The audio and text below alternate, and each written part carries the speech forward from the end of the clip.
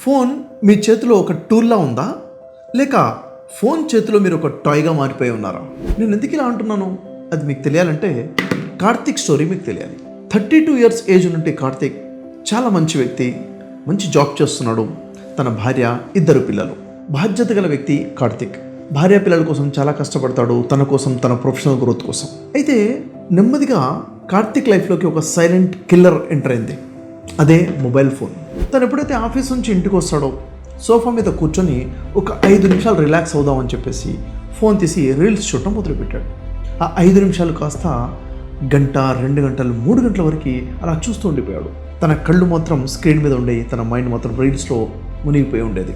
ఒకరోజు ఏమవుతుందంటే, 2nd class అవుతున్న తన చిన్న పాప తన దగ్గర పరిగెత్తుకుంటూ వచ్చేసి సోఫాలో కూర్చున్న కార్తిక్తో, డాడీ నువ్వు చూసావా, నేను డ్రాయింగ్ చూడు అని చెప్పి చూపిస్తుంది. కార్తిక్ తల తిప్పి చూసి ఒక్క నిమిషం ఆగురా అని చెప్పేసి, ఒక్క నిమిషం ఆగు అని చెప్పి ఆ రీల్ కంప్లీట్ చేసే ప్రయత్నంలో రీల్స్ మీద చూడటం, అలా మళ్ళీ మునిగిపోతాడు. పక్కన పాప నిల్చొని ఉన్న విషయం మర్చిపోతాడు, రీల్స్లో మునిగిపోతాడు. దాదాపుగా అర్ధగంట, 40 నిమిషాల తర్వాత ఒకేసారి గుర్తొస్తుంది పాప నిల్చుంది కదా అని చెప్పేసి. తల తిప్పి చూస్తే పాప పక్కన లేదు. తన చేతిలో ఉన్న నోట్స్ని సోఫా మీద పెట్టేసింది. చూస్తే కింద కార్పెట్ మీద పడుకొని ఉంది. ఆ నోట్స్లో ఏముంది అని కార్తిక్ చూస్తే, ఆ నోట్స్లో తండ్రి కూతురు ఇద్దరు చేతులు పట్టుకుని నడుస్తున్నటువంటి పిక్చర్ ఉంది. అది చూసేసరికి తన గుండెల్లో పొడిచినట్టు అయిపోయింది. చాలా బాధ అనిపించింది. ఆ పాప ఒక మంచి మెమరీ క్రియేట్ చేసుకుందాం అని చెప్పేసి డాడీ దగ్గరికి వచ్చింది. తను మాత్రం ఆ రీల్స్లో మునిగిపోయి దేనికి పనికిరానంటే ఎవరో తయారు చేసినటువంటి రీల్స్ చూసుకుంటూ తన పాప యొక్క బాల్యాన్ని మిస్ చేసేసాడు. ఆ రోజు అసలు తన స్క్రీన్ టైం ఎంత ఉంటుందని చెక్ చేసుకుంటే ఆన్ అన్ యావరేజ్గా 6 to 7 hours ప్రతిరోజు స్క్రీన్ టైం ఉంటుంది. అంటే రాత్రి పడుకుని 8 గంటలు టైం తీసేస్తే మిగిలినటువంటి టైంలో దాదాపుగా సగం టైం స్క్రీన్కే తను టైం ఇచ్చేస్తున్నాడు. ఈ కార్తిక్ గురించి వింటుంటే మీ గురించి వింటున్నట్టు అనిపిస్తుందా, లేక మీ ఇంట్లో కూడా ఒక కార్తిక్ ఉన్నాడు అన్న విషయం గుర్తొస్తుందా? చాలామంది వారి జీవితాలని ఈ సైలెంట్ కిల్లర్ చేతికి అప్పచెప్పేస్తున్నారు.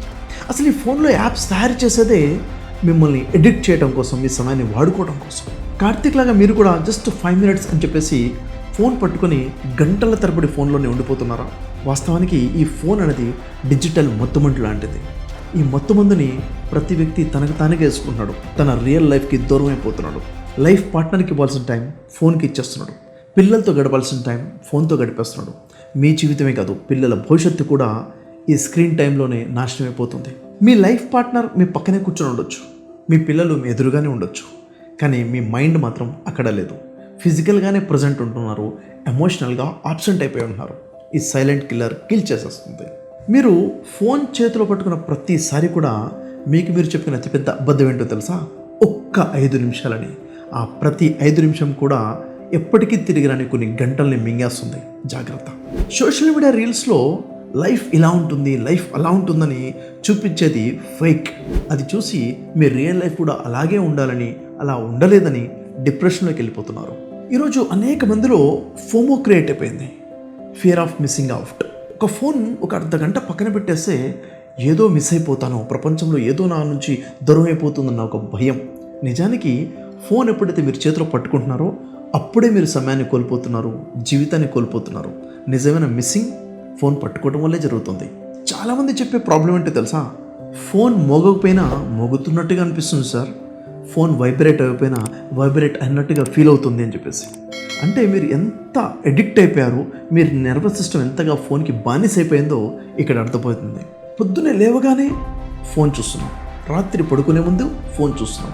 అసలు మైండ్కి కొంచెం కూడా రెస్ట్ లేకుండా ప్రతి ఫిల్లింగ్ టైంని కూడా ఫోన్తోనే ఫిల్ చేసేస్తున్నాం. కొంచెం కూడా రిలాక్సేషన్ లేకుండా పోయింది. ఈ ఫోన్ అనేది మీ బ్రెయిన్లోకి మీకు అవసరం లేనంటే కొన్ని లక్షలాది ఇన్ఫర్మేషన్ని డంప్ చేసేస్తుంది. అందుకే ఏ చిన్న విషయం గురించి కూడా మీ లైఫ్లో క్లారిటీ లేకుండా కన్ఫ్యూజ్ అయిపోతున్నారు. లైఫ్ మీద క్లారిటీ లేదు, చేసే పనుల మీద క్లారిటీ మిస్ అవుతుంది అన్నెసరీ డంపింగ్ వల్ల. జాగ్రత్త. ఎప్పుడైతే మీ ఫోన్ని మీకు ఉపయోగపడే టూల్గా ఉపయోగిస్తారో అప్పుడు మాత్రమే లైఫ్లో సక్సెస్ అవుతారు, హ్యాపీగా ఉంటారు.